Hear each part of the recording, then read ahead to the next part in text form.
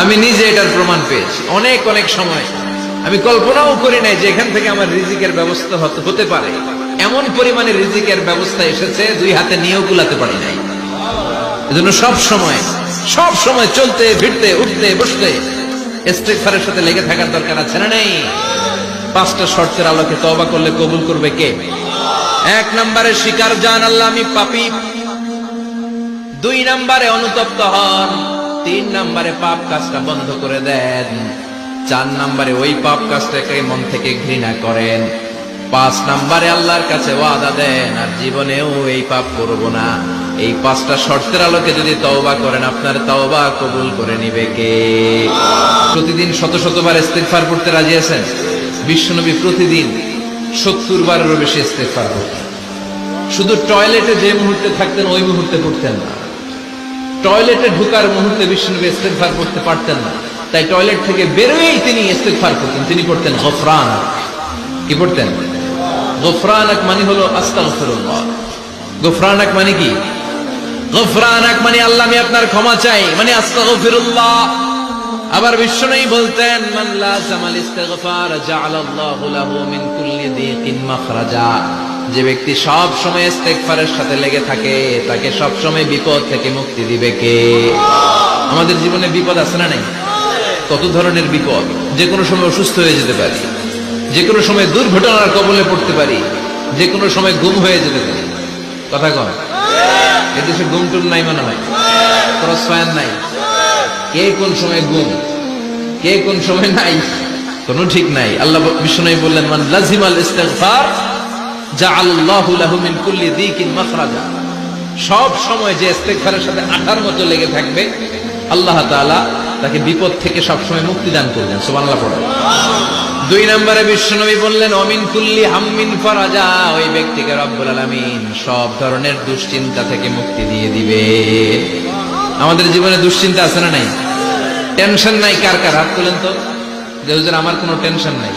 আপনার টেনশন নাই, মাশাআল্লাহ। আমার সাথে দেখা করবেন, আলোচনা করবেন। টেনশন ছাড়া মানুষ আছে? বাসার টেনশন, মরার টেনশন, কবরের টেনশন, ক্যারিয়ারের টেনশন, বিদ্যুৎ বিলের টেনশন, গ্যাসের বিলের টেনশন, বাড়ি ভাড়ার টেনশন আছে না নাই? বিশ্বনবী বললেন টেনশন ছাড়া মানুষ নাই। সব সময় আঠার মতো যে ইস্তিগফারের সাথে লেগে থাকবে তাকে টেনশন মুক্ত করে দিবে কে? তিন নাম্বার ওয়ারযুকহু মিন হাইসু লা ইয়াহতাসিব। এমন জায়গা থেকে আল্লাহ তাআলা রিজিকের ব্যবস্থা করে দিবেন সে কল্পনাও করতে পারবে না। আমি নিজে এটার প্রমাণ পেয়েছি। অনেক অনেক সময় আমি কল্পনাও করি নাই যে এখান থেকে আমার রিজিকের ব্যবস্থা হতে পারে।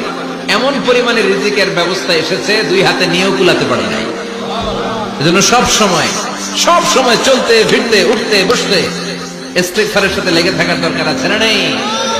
আবার বিশ্বনবী বললেন সদা সর্বদা যারা সব সময় ইস্তিগফার পড়বে আল্লাহর পক্ষ থেকে কোনো আযাব গজব তাদের উপর পাকড়াও হবে না।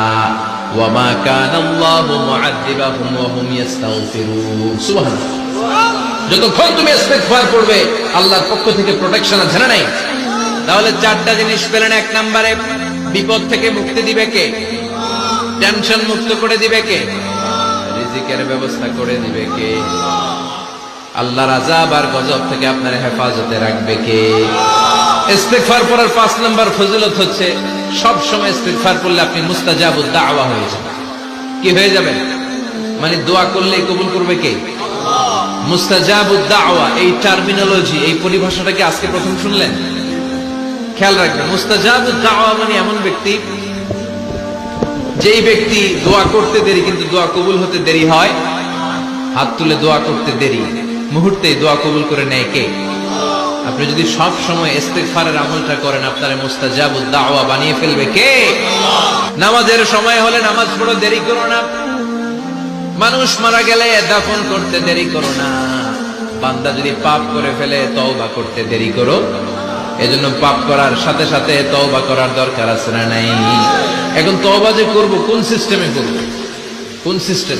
ভুল হওয়া মাত্রই আপনি অনুতপ্ত হয়ে চোখের পানি ছেড়ে আল্লাহর কাছে মাফ চান, আল্লাহর কাছে ক্ষমা চান, এটার নামই তওবা। আমাদের দেশে হুজুরাই না তওবা পড়ায়, আছে না নাই?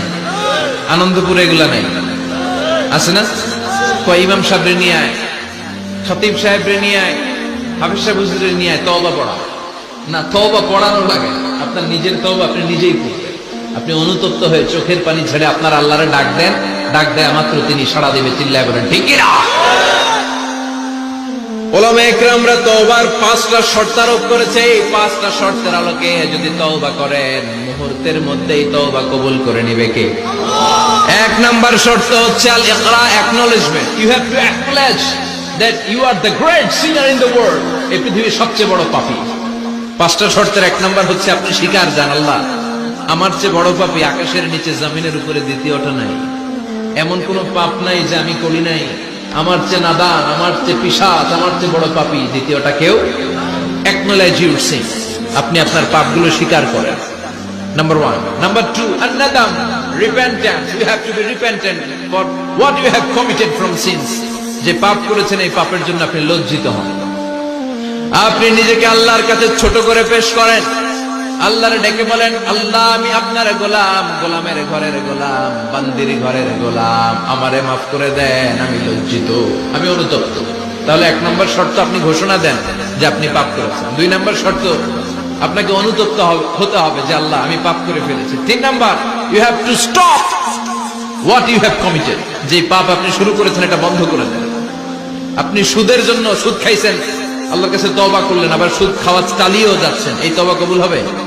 সুদ খাওয়া আগে বন্ধ করেন।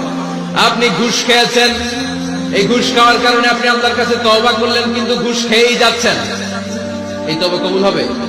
3 নাম্বার হচ্ছে you have to stop what you have committed. আপনি যেই পাপ করেছেন এটাকে বন্ধ করেন। 4 নাম্বার শর্ত, you have to hate what you have committed. আপনি যেই পাপটা করেছেন এটাকে মন থেকে ঘৃণা করেন, ওইটারে মন থেকে ঘৃণা করতে হবে। 5 নাম্বার শর্ত হচ্ছে you have to determine that you never repeat this sin again.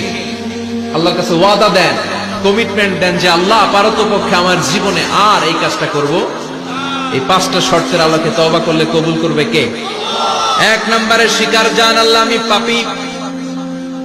2 নম্বরে অনুতপ্ত হন। 3 নম্বরে পাপ কাজটা বন্ধ করে দেন। 4 নম্বরে ওই পাপ কাজটাকে মন থেকে ঘৃণা করেন। 5 নম্বরে আল্লাহর কাছে ওয়াদা দেন আর জীবনেও এই পাপ করব না। এই 5টা শর্তের আলোকে যদি তওবা করেন, আপনার তওবা কবুল করে নিবে কে? এজন্য যত পাপ, যত অন্যায় আমরা করি না কেন, আমাদের এই পাপগুলো, অন্যায়গুলো ক্ষমা করার একজন আছে না নাই? তিনি কে? এজন্য সব সময় তওবা করতে রাজি আছেন তো? প্রতিদিন শত শতবার তওবা করতে রাজি আছেন?